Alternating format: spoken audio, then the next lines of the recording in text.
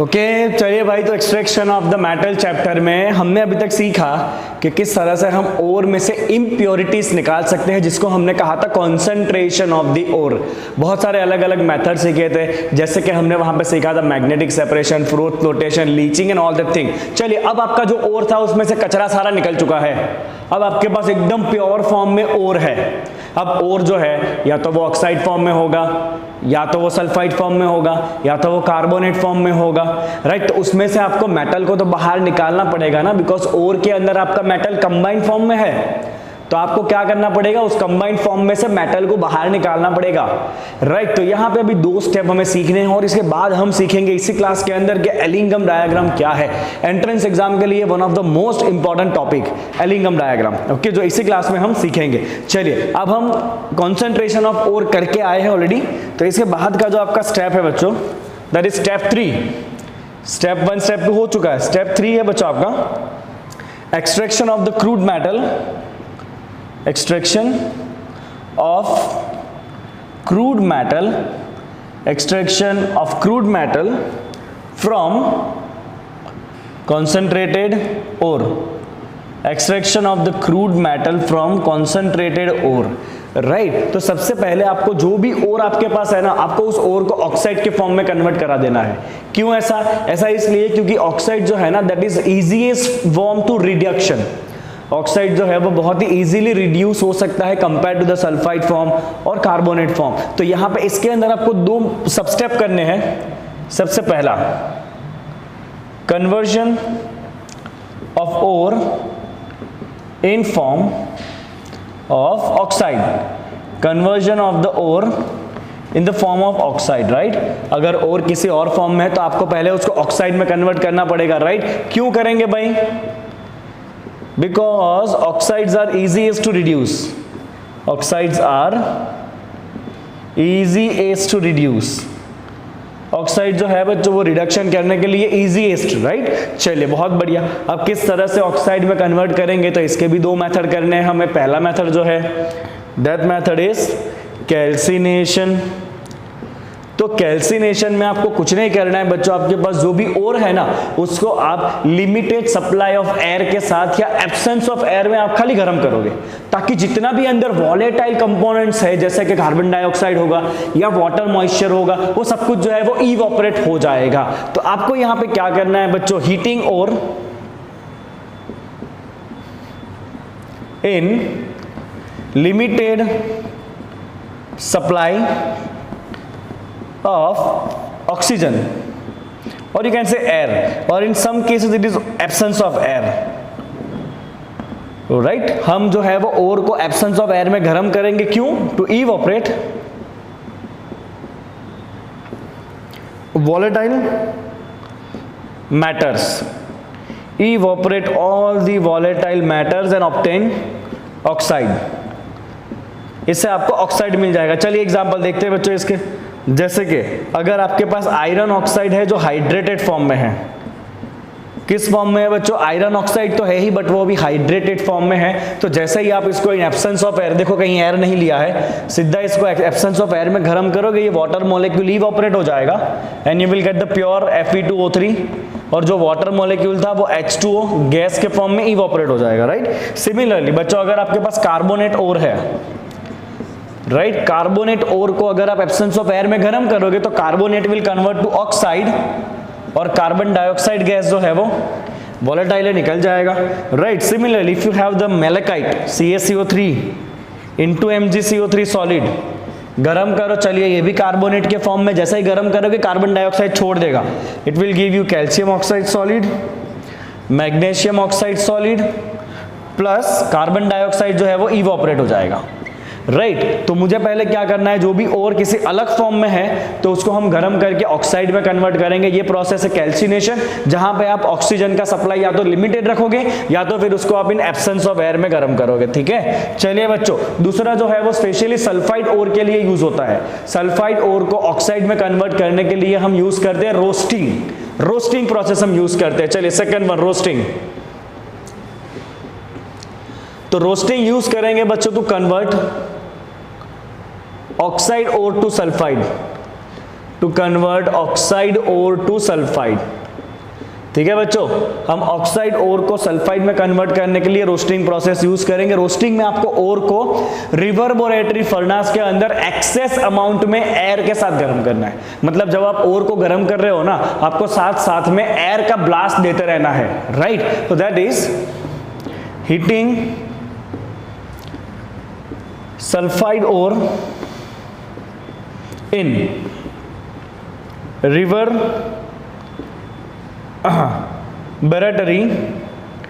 furnace, right, in a regular supply of air, but गर्म करना है बच्चों at a temperature below the melting point, at a temperature below melting point, नहीं तो metal melt हो जाएगा, जो हम नहीं चाहते हैं, राइट। तो यहाँ पे एक ही चीज को मैं बच्चों हाईलाइट करूंगा, दो चीजों को हाईलाइट करूंगा। रोस्टिंग के अंदर पहला तो आप सल्फाइड ओर को कन्वर्ट करोगे, to convert oxide ore to sulphide, मैंने उल्टा लिख दिया, oxide ore from sulphide ore, right. Sulphide ore को कन्वर्ट करने के लिए यूज करेंगे, that's the first point. Second point है बच्चों आपका heating the sulphide ore, reverberatory furnace हम यूज करने वाले हैं। उसका फिगर टेक्स्ट बुक में दिया हुआ है, बट कोई काम का नहीं है वो फिगर, हम टाइम पास नहीं करेंगे फिगर बनाने में, राइट। खाली ये फर्नेस ऐसा है जहां पे आप लिमिटेड या जहां से आप रेगुलरली एयर का सप्लाई कर सकते हो, राइट। गर्म तो हो ही रहा है, बट साथ साथ में आप एयर का सप्लाई भी कर सकते हो, that is reverberatory furnace, right. चलिए, and there is a regular supply of air. चलिए कुछ एग्जांपल लेते हैं बच्चों।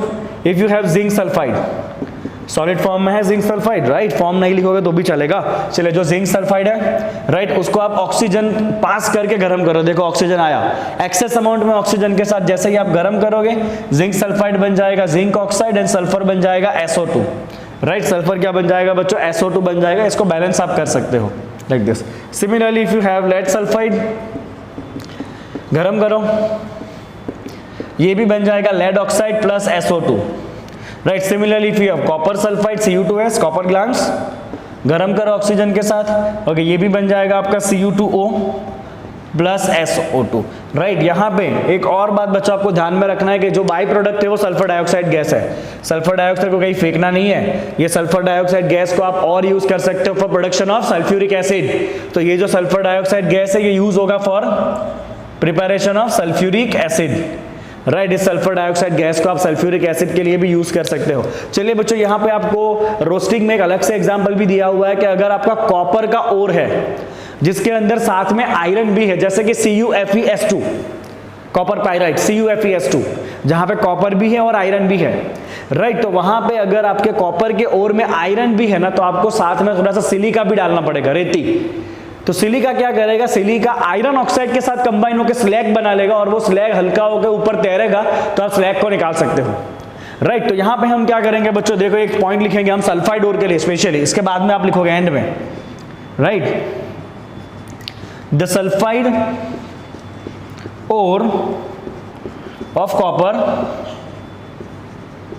Are heated in reverberatory furnace if the ore contain iron, that is CuFeS2, copper pyrite।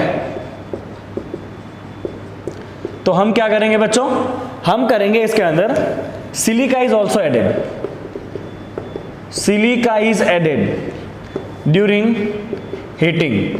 इससे क्या होगा, गर्म करने पे जो आयरन कन्वर्ट होगा आयरन ऑक्साइड के अंदर, यहाँ पे जो आयरन है, अब एक्सेस अमाउंट में एयर के साथ गर्म कर रहे हो भाई, तो आयरन जो है वो भी रिएक्ट करेगा ऑक्सीजन के साथ, और जो भी आयरन ऑक्साइड बनेगा वो रिएक्ट कर लेगा सिलिका के साथ और बना लेगा ये iron silicate, FeSiO3, that is slag, that is iron silicate and slag. और ये स्लैग हल्का होगा, ऊपर तैरेगा। स्लैग जो है बच्चों वो लिक्विड फॉर्म में होगा, राइट, और ये ऊपर तैरेगा, जिसको आप इजीली निकाल सकते हो, राइट। और ये रिवर्बोरेटरी फर्नेस में से जब आप इसको बाहर निकालोगे ना, फाइनल आउटपुट को, राइट, आपने जो ये स्लैग है उसको तो आपने निकाल दिया, ऊपर से स्कीम ऑफ कर दिया, अब जो बाकी बचा हुआ है उसमें से जो बाहर निकलेगा ना उसे कहते हैं कॉपर मैटे, राइट। तो इसका जो फाइनल आउटपुट होगा ना वो क्या होगा, जो आपका फाइनल आउटपुट होगा वो होगा कॉपर मैटे,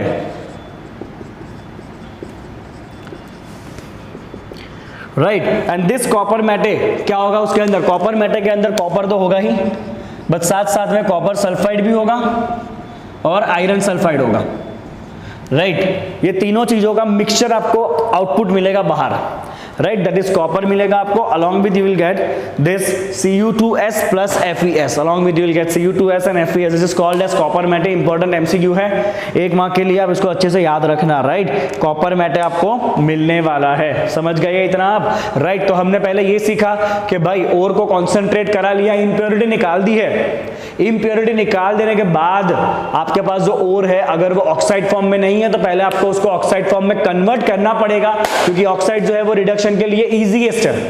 ऑक्साइड कैसा है भाई, रिडक्शन के लिए इजीएस्ट है। तो अगर आपका ओर जो है वो कार्बोनेट के फॉर्म में है तो आप सीधा सीधा उसको इन एब्सेंस ऑफ एयर गर्म करो। एब्सेंस ऑफ एयर जैसे ही आप गर्म करोगे सारे वॉलेटाइल मैटर निकल जाएंगे, right, and you will get the ore in oxide form. अगर ओर सल्फाइड के फॉर्म में है तो आप उसको एक्सेस अमाउंट में एयर के साथ गर्म करने वाले हो, ताकि वो ओर जो है वो ऑक्साइड बने सल्फाइड में से। और कौन सा गैस मिले, SO2, जिसको आप यूज करोगे सल्फ्यूरिक एसिड बनाने के लिए, राइट, जिसको आप यूज करोगे सल्फ्यूरिक एसिड बनाने के लिए, ठीक है ना, क्लियर इतना। चलिए, जैसे ही आपका इतना हो गया बराबर, अब एट द एंड एक और एग्जांपल दिया है आपका, तो अगर आपके पास कॉपर का ऐसा ओर है, कॉपर का अगर कोई ऐसा ओर है आपके पास जिसके अंदर साथ में आयरन भी है, तो उसको आप रिवर्बोरेटरी फर्नेस में डालोगे, साथ में थोड़ा सिलिका डाल के एक्सेस अमाउंट में एयर के साथ गर्म करो, राइट, ताकि जो आयरन होगा वो ऑक्साइड बनेगा तो सीधा सिलिका के साथ रिएक्ट करके स्लैग बन के निकल जाएगा लिक्विड फॉर्म में, राइट। और प्रोडक्ट में आपको लास्ट में जो बचेगा फर्नेस के अंदर, that is copper matte which contain copper plus copper sulphide plus FeS, right. चलिए, अब अपने पास ओर आ चुका है ऑक्साइड फॉर्म में, हमने बहुत इंपॉर्टेंट काम कर लिया है, ओर हमारे पास ऑक्साइड फॉर्म में आ चुका है। अब हमें ऑक्साइड ओर में से ऑक्सीजन को निकाल के मेटल को अकेला करना है, that is the last process. Last तो नहीं कहेंगे, इसके बाद प्योरिफिकेशन बाकी है, पहले इतना कंप्लीट करिए। चलिए सब लोग, ओके, तो एक स्टेप तो हो चुका है, ओर आपका ऑक्साइड फॉर्म में आ चुका है। अभी दूसरा स्टेप है आपका reduction of oxide to get the metal, reduction of oxide to get the metal, right. आपको ऑक्साइड में से मेटल को सेपरेट करना पड़ेगा ना, राइट। चलिए, इसके लिए हम यूज करेंगे किसी रिड्यूसिंग एजेंट को, बिकॉज हमें ऑक्साइड को रिड्यूस करना पड़ेगा ताकि मेटल को सेपरेट कर दिया जाए, राइट। तो हम क्या करेंगे बच्चों, metal oxide is reduced by suitable reducing agent, metal oxide is reduced by suitable reducing agent. Metal oxide is reduced by the suitable reducing agent at some particular temperature, at some particular temperature। ये दोनों चीजें बहुत important है, right. हम normally reducing agent use करते हैं carbon या carbon monoxide को, बट अलग अलग मेटल को भी आप as a reducing agent use कर सकते हो, right. Normally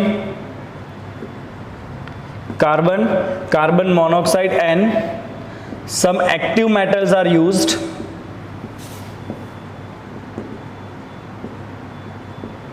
as reducing agent, some active metals are used as a reducing agent। चलिए, जैसे कि मान लीजिए कि आपके पास मेटल का ऑक्साइड है, this is a metal oxide, और इस मेटल ऑक्साइड को आप करना चाहते हो बच्चों रिडक्शन, इसके लिए आपने इसके अंदर डाल दिया कार्बन। सपोज कार्बन जो है वो ऑक्सीजन को खींच लेगा, तो यहाँ पे जो मेटल है वो सेपरेट हो गया, या तो सॉलिड फॉर्म में या तो लिक्विड फॉर्म में, एंड कार्बन बन गया CO गैस, हो गया, मेटल सेपरेट हो गया, राइट। तो यहाँ पे कार्बन कैसे बिहेव कर रहा है बच्चों, कार्बन बिहेव कर रहा है as a reducing agent,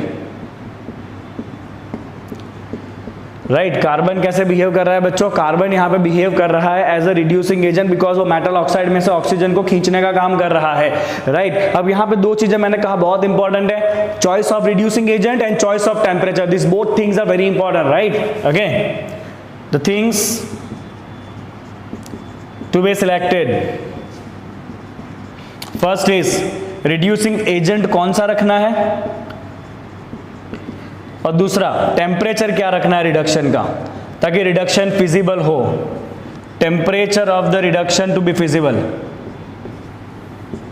right. ऐसा नहीं है किसी भी टेम्परेचर पे रिडक्शन हो जाएगा, there has to be some temperature. चलिए, अगर आपको ये दो चीजों को डिसाइड करना है तो आपकी थोड़ी नजर जानी चाहिए थर्मोडायनेमिक्स एस्पेक्ट के अंदर, राइट। तो देखते हैं बच्चों थर्मोडायनेमिक एस्पेक्ट क्या है रिडक्शन के, right. Let's see thermodynamic aspect of the reduction.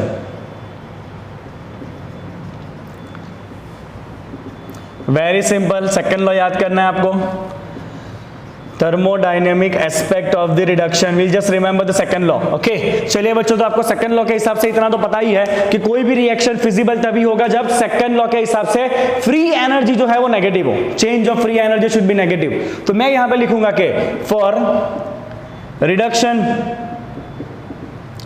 To be feasible as per the second law Gibbs free energy should be less than zero, right. कोई भी रिएक्शन फिजिबल तभी होगा जब उसका गिब्स फ्री एनर्जी जो है वो लेस देन जीरो हो। तो अगर ये ओवरऑल रिएक्शन का गिब्स फ्री एनर्जी नेगेटिव है ना, तो ही ये रिएक्शन हो सकता है। अगर गिब्स फ्री एनर्जी पॉजिटिव है तो ये रिएक्शन नहीं हो सकता है एज पर थर्मोडायनेमिक्स, राइट। चलो डेल्टा जी का फॉर्मूला था बच्चों delta H minus T delta S, that should be remain negative, right. Delta G का फॉर्मूला था change of enthalpy, change of entropy. I hope कि आपको इतना पता है, राइट। मैं लिख देता हूं delta H is enthalpy change and delta S is entropy change. Entropy मतलब वो रैंडमनेस वाला, राइट। ओके, नाउ मोस्टली क्या होता है बच्चों, मोस्ट ऑफ रिएक्शन के अंदर ना delta H and delta G ज्यादा वेरी नहीं होते, they tend to remain constant. ये जो delta H and delta S है ना, ये नॉर्मली कैसे होते हैं, कांस्टेंट होते हैं। तो एक ही फैक्टर ऐसा है जो सबसे ज्यादा डोमिनेट करेगा और वो फैक्टर है टेम्परेचर, राइट। बिकॉज ये दोनों फैक्टर जो है वो ज्यादा वेरी होने वाले नहीं है, तो only temperature is the major factor जो डोमिनेट करेगा रिडक्शन प्रोसेस को, right. So I will mention the statement here, temperature dominate this process, right. ये प्रोसेस को टेम्परेचर डोमिनेट करने वाला है। अब नॉर्मली बच्चों जब ये रिडक्शन रिएक्शन होने वाला है ना, ओके, जब ये रिडक्शन रिएक्शन होगा ना, तो normally it is seen that कि एंट्रोपी जो है ना वो कम होने वाला है। एंट्रोपी क्या होने वाला है बच्चों, कम होने वाला है। चलो समझो, यहाँ पे छोटा सा एग्जांपल दिया है, what is that example, okay. चलो यहाँ पे एग्जांपल मेंशन नहीं किया है, वो एग्जांपल आप एलिंगम डायग्राम के अंदर करोगे, ठीक है। चलिए खाली इतना ही यहाँ पे आपको छोड़ देना है थर्मोडायनेमिक एस्पेक्ट में कि थर्मोडायनेमिकली अगर ये रिएक्शन फिजिबल है तो गिब्स फ्री एनर्जी जो है वो लेस देन जीरो होना चाहिए, मतलब delta H minus T delta H should be less than zero, right, okay. And delta H and delta S ज्यादा रिएक्शन में इतना डिफरेंस नहीं होता है, वो दोनों जो है वैल्यू ऑलमोस्ट कांस्टेंट रहते हैं। तो अगर कोई फैक्टर सबसे ज्यादा डोमिनेट करेगा, सबसे ज्यादा इफेक्ट करेगा, तो वो फैक्टर और कोई नहीं है, टेम्परेचर है, राइट। मतलब टेम्परेचर को आपको ध्यान में रखना बहुत इंपॉर्टेंट है। और टेम्परेचर का केमिकल रिएक्शन के साथ इफेक्ट, इसे कहते हैं पायरोमेटालर्जी। क्या कहते हैं बच्चों, इसको कहते हैं pyrometallurgy, right. Effect of temperature on the various reaction of the metallurgy, right. Metallurgy के अलग अलग रिएक्शन पे टेम्परेचर कितना इफेक्ट करेगा, that is called as pyrometallurgy. This is a particular branch of the chemistry, ठीक है। एक और बात बच्चों हम ध्यान में रखेंगे, जब भी मेटल लिक्विड फॉर्म में ऑब्टेन होगा ना, आपको बेनिफिट होने वाला है। अगर मेटल लिक्विड फॉर्म में ऑब्टेन होगा तो बेनिफिट होने वाला है। क्यों ऐसा कहा मैंने, देखो, if metal is obtained in liquid form, if the metal is obtained in liquid form, it is beneficial। क्यों भाई बेनिफिशियल, क्योंकि स्टार्टिंग में अगर आपका मेटल का जो ऑक्साइड है ये तो सॉलिड फॉर्म में ही होगा। अगर आपको मेटल बच्चों मिला लिक्विड फॉर्म में, तो सॉलिड में से अगर लिक्विड मिला मतलब रैंडमनेस बढ़ा मतलब एंट्रोपी चेंज पॉजिटिव हो जाएगा। तो इसमें क्या होगा, अगर सॉलिड में से लिक्विड फॉर्म में आपको मेटल मिला ना, राइट, तो randomness will increase, liquid is more random, right? So if the randomness is increased, क्या स्पेलिंग डाल दिया मैंने, increased, right? तो आपका डेल्टा एस कैसा हो जाएगा बच्चा, डेल्टा एस हो जाएगा आपका पॉजिटिव। एंड आप चेक कर सकते हो, अगर ये डेल्टा एस पॉजिटिव हुआ ना तो हमें फायदा ही है। अगर डेल्टा एस पॉजिटिव हुआ, टेम्परेचर भी पॉजिटिव है, मतलब ये वैल्यू आपकी ज्यादा रहेगी, तो आइए आपको डेल्टा जी को नेगेटिव करने में हेल्प कर सकता है, right. So we can write here which help to make delta G negative. अगर डेल्टा जी नेगेटिव हो रहा है मतलब अपना रिएक्शन जो है वो फिजिबल होने वाला है। तो इसीलिए हम चाहते हैं कि जब ये रिडक्शन प्रोसेस हो ना तो मेटल लिक्विड फॉर्म में मिले, ताकि आपका डेल्टा एस पॉजिटिव होगा डेल्टा एस, तो डेल्टा जी के नेगेटिव होने के चांसेस ज्यादा है, मतलब रिएक्शन फिजिबल की तरफ जा रहा है। ओके, ठीक है ना, समझ गए। अब यहाँ पे बच्चों एक और बात आपको ध्यान रखना है कि नॉर्मली जब ये रिडक्शन प्रोसेस होगा ना, तब एक जो है इसका रिडक्शन होगा और दूसरा जो है उसका ऑक्सीडेशन होगा। और ये दोनों का जो कंबाइन आप चेक करोगे ना डेल्टा जी, देखो इसका डेल्टा जी कुछ और होगा रिडक्शन का, इसके ऑक्सीडेशन का डेल्टा जी कुछ और होगा। अब जब आप ये दोनों के कंबाइंड डेल्टा जी को प्लस करोगे ना तो ओवरऑल वैल्यू नेगेटिव रहना चाहिए अगर रिएक्शन को होना है तो मैं यहां पे लिखूंगा बच्चों के the overall delta G of reaction of oxidation and reduction should be negative। ये ओवरऑल जो डेल्टा जी है ना वो नेगेटिव रहना चाहिए। तो डेल्टा जी आर किस किस का होगा, delta G of oxidation plus delta G of reduction, ये जो है ना वो दोनों का कंबाइन हो गया अगर नेगेटिव हुआ ना, ये दोनों का कॉम्बिनेशन अगर नेगेटिव हुआ ना तो ही रिएक्शन कैसा होगा, फिजिबल होगा, बाकी रिएक्शन फिजिबल होने वाला नहीं है। अब आपको पता कैसे चलेगा कि दोनों का कॉम्बिनेशन का डेल्टा जी नेगेटिव हो रहा है कि नहीं हो रहा है, तो इसी के लिए आपके पास एलिंगम डायग्राम है जो अभी हम देखने वाले हैं। चलिए पहले इसको कंप्लीट करिए फटाफट।